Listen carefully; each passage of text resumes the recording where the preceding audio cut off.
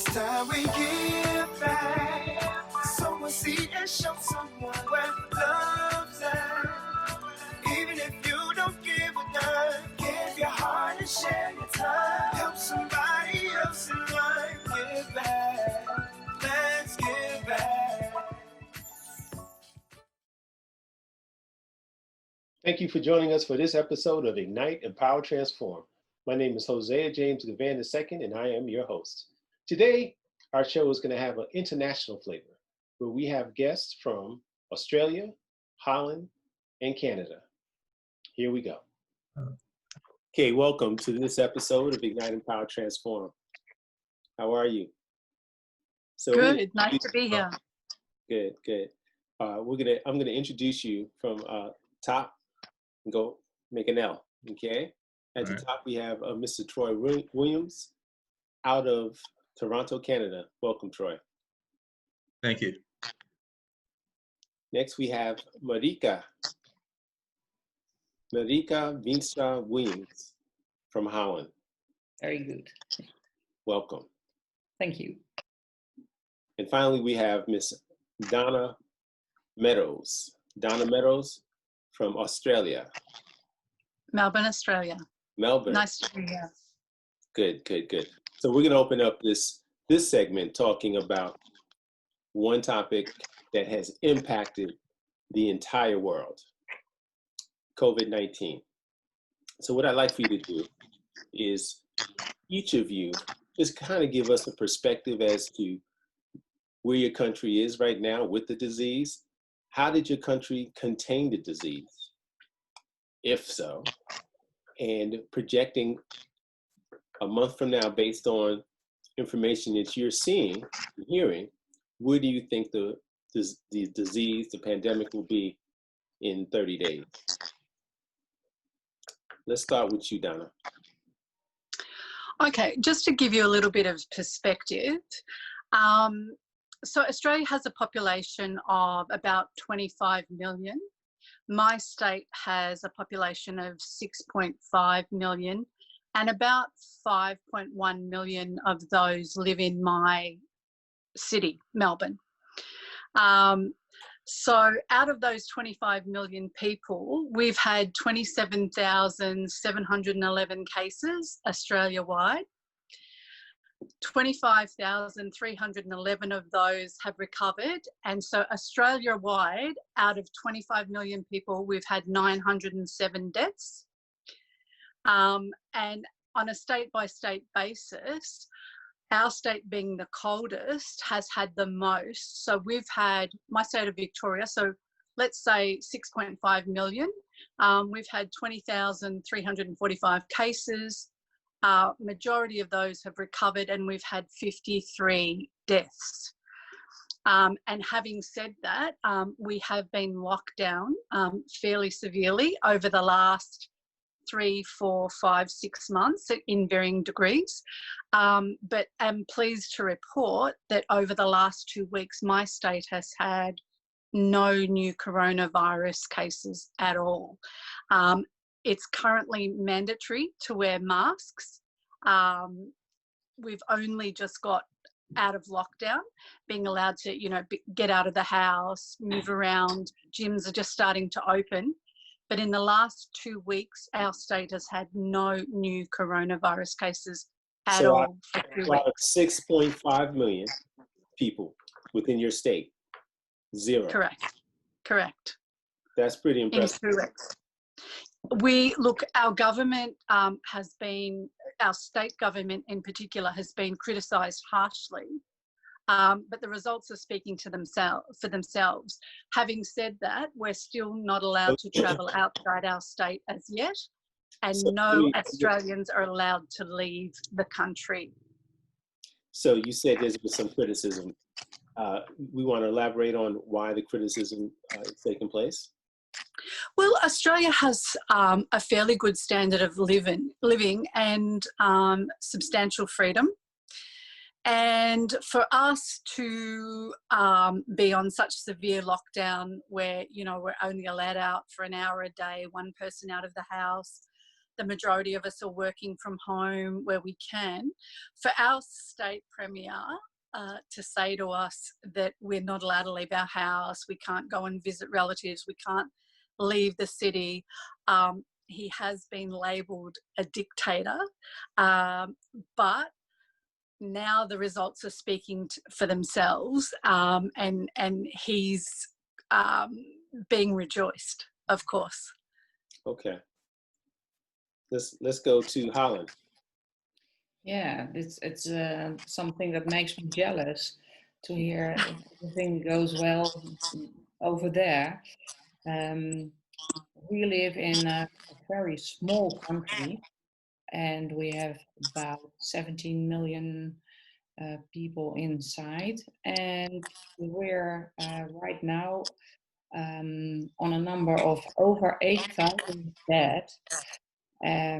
There are restrictions. There are we can go to shops, but libraries and museum are closed down for only 2 weeks. We wear masks, and we are a very self-opinioned people. So a lot of people say, I don't like to wear a mask, so you can't make me do things. So now we're over 8,000 deaths already, and we hope it's getting better, but we don't know for sure right now. Okay, finally, Mr. Williams, how you holding it down up there in Toronto? So I mean, the Canadian government did spring into action fairly quickly, and sort of lock everything down, and I think that helped a lot. Whereas I don't think it might have been as strict as Australia, like not leaving your homes, but most of the workplaces and employments were shut down. I know that my job, my employment, we were closed down.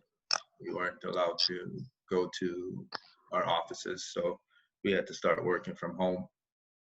And we did that for quite a while. I think it was all the way till maybe the end of June, July, before we were able to go back to work. And my situation was very similar at work to many others, where we were on rotation, only going back 2 days a week.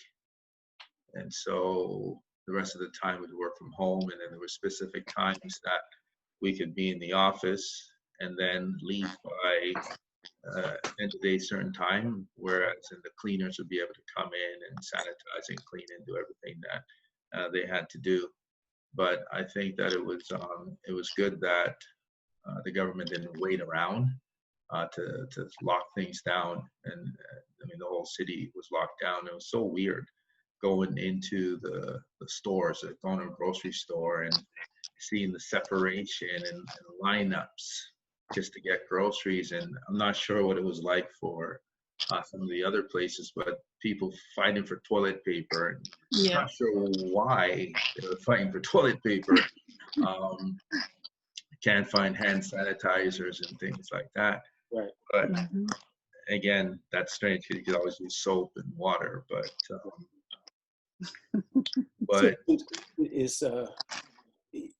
it's so similar. Some of your I guess the United States is closer to Holland, and Australia and Canada are similar in terms of down under being the most restrictive. Because I wasn't aware it was 1 hour a day you were allowed At certain times. Yep. Wow. And then heavy restrictions, and then the penalties. Oh, they were enormous. Now it's mandatory to wear a mask and social distance, and will be for a little while yet. We're coming into summer, and I think things will die down a little bit over summer. But $200 for not wearing a mask. And if you got caught traveling outside your zone, like from the city to the country, it was about a $5,000 or a $6,000 fine, and they were issuing them. The police had roadblocks around the city. And for businesses that went against the grain and opened, I saw some of them $10,000 fines. Wow. Yeah. Wow. So that's similar, kind of similar to us. I mean, I've seen it gone from just a few people wearing masks to now everybody wears them. And now they've actually put some restrictions on again because cases are starting to go back up. So for gathering at your home, inside your home, you're limited to 10 people. If you're outside, you're limited to 25, and you can't have both. So you can't have 25 out and 10 inside. It's one or the other, and it's $10,000 fine if you have overcapacity in your home. Wow. And that's to the homeowner. And then to the individuals in the home, each person will be charged like $750. Wow. So That is a huge difference from what we have here in the United States. As you know, the enforcement of there is no national policy to enforce, but that sense of freedom that exists, people feel that their rights are being violated. Here, and here too. Here as well. But nonetheless, the government made that decision, and the people of your respective countries, whatever policy your country has imposed, the citizens have, for the most part, it sounds like, supported whatever the government is. But let's take a quick break, and then we'll be back. I already knew that I was going to go to college, from a young age. I definitely want to major in political science, become the mayor or something, make the situation better for other people. My name is Justin, and I am your dividend.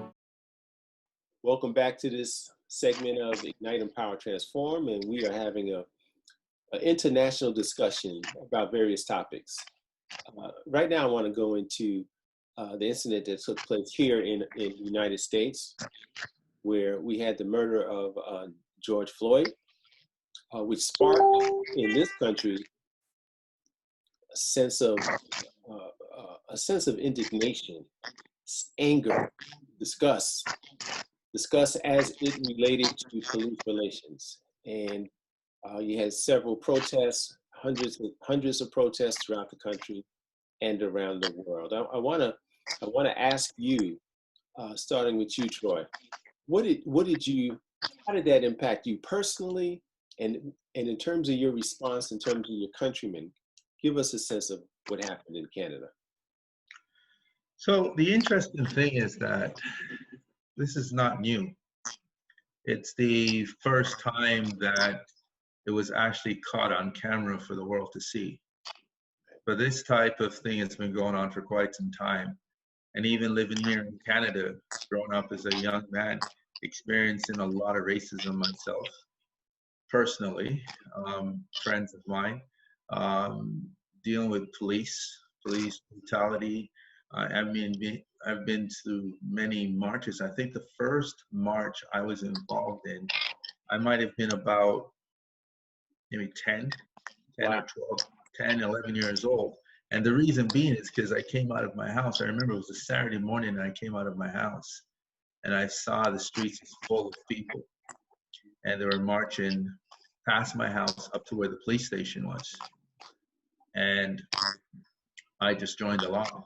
And I started to just follow and just trying to figure out what was going on. I had no clue. And it ended up at the police station where everybody was demanding justice and wrongs, because actually the police had shot and killed a man in his home, claimed that he had a knife, and the guy was in his bed. And that was my first experience of that. And it's like it's never stopped. So to see what happened with George Floyd and so many others, it's just a continuation of something that's always been there, that we do live in a very racist society. and the police hide behind that racism. Now, don't get me wrong, they're not all bad, as we all know, but the system that is set up there for the ones who don't value life and who don't uphold the law themselves, the system is set up in a way that they can hide behind it, and they can have this attitude that they're invincible and they can do anything and get away with it. Right? Like it's terrible. Like I've seen police, after getting off of charges from killing Black men, come out of the courtroom with a cigar in his mouth, walking around like he had some kind of victory. You know, it's interesting, man. I've traveled to Canada many times since I was a teenager. But I've been to Toronto twice, and I've been to Montreal 10 times over the course of my life. But I never got the sense of, I'm a tourist, right? Mm-hmm. So I'm visiting. It's disturbing to hear such similar experiences. I want to go to Holland. Marieke? Yeah, in Holland we have racial differences, of course, but we have it's a small country, of course. I live in a small village, very small village. We hardly have any people from of color in this little village, and in the bigger village I work in, of course we have some differences, but there is never so much violence as we hear in America, for example. Okay. Donna?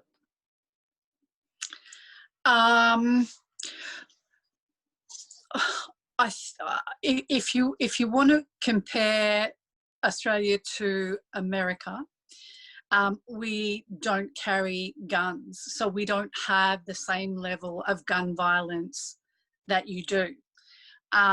So I think in terms of our police, as you said before, there's good and bad in each and every one. But we've had, since 1991, 437, and they're referred to as Black deaths in custody. So if you're considered an Indigenous Australian, that's still 437 too many, but it's nowhere near like the United States. So in every country there is that underlying racism regardless, and any westernized country, particularly in America and Australia, there's the institutionalized racism. Similarly, in Australia, you know, we've had, with the Indigenous population, we've had slavery, genocide, we've had apartheid, we had assimilation, we had segregation, we had the stolen generations where we removed their children from them just because they were Black, right up until the 70s and the 80s, which is not so long ago. So we don't have that same level of violence or racism, but it is there and it is underlying. 437 Black deaths in custody. So that's, you know, whether Indigenous are in jail or in the custody of police. 437 is still too many, but it's nothing like the statistics from America. But you did have in your city protest demonstrations? Oh, we had once the visual on our television come through of George Floyd. I mean, we are constantly aware, whether it's you know, Philando Castile, all the way back to Emmett Till. You know, we are so aware the systemic racism and the police violence against Black Americans here. But once again, apart from, you know, the civil rights stuff in the 60s and 70s, which we also had here with our Indigenous population, that image of that officer so defiantly looking into a camera for 9 minutes as he knelt on that man's neck, knowing full well as his bodily fluids run away from him that he must have been dead. We were revolted and horrified, and it sparked mass protests here. Mass protests. I know the one that I went to in Melbourne not long after that, Stop the City. There were tens of thousands, I don't know how many people. It stopped the city. It went for 4 hours. And that's been a constant in Australia particularly since the George Floyd death. Okay. But we're still, I mean, that was a pivotal moment because that was so blatantly caught on film. But Right. you know, we still know the Breonna Taylors, the Tamir Rice. We see it all, you know, and we're constantly horrified. Okay, on that note, we're going to take another quick break, and we'll be right back.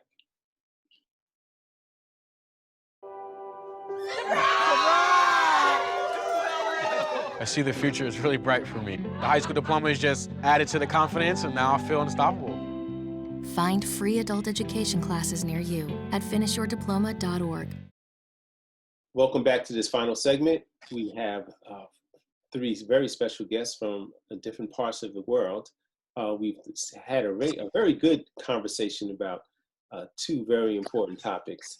But we're going to close out this show with your perspective, giving us your perspective in terms of how your country is interpreting this post-presidential election. Let's start with you, Marieke.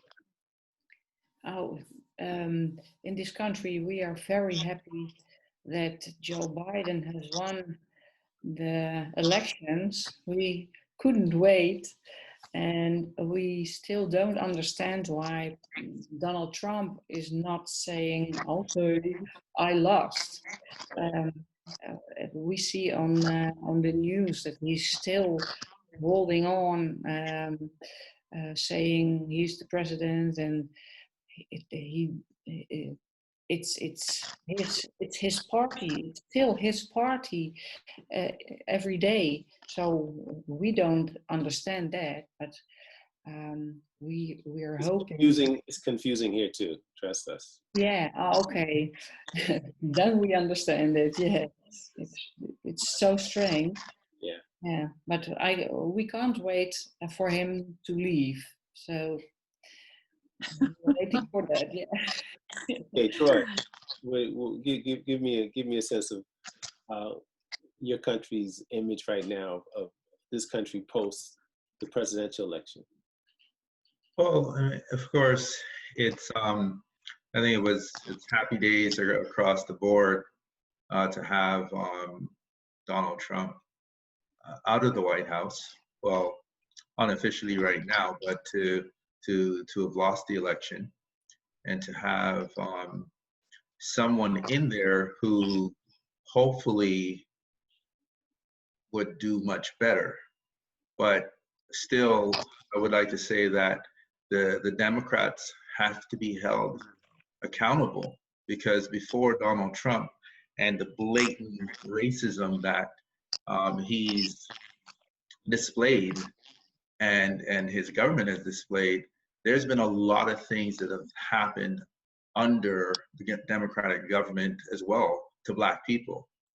And so, yes, of course, Joe Biden is a much better choice than Donald Trump, because when these things happened recently with George Floyd and others, he chose to not do anything about it and to say that he's going to stand by the police force.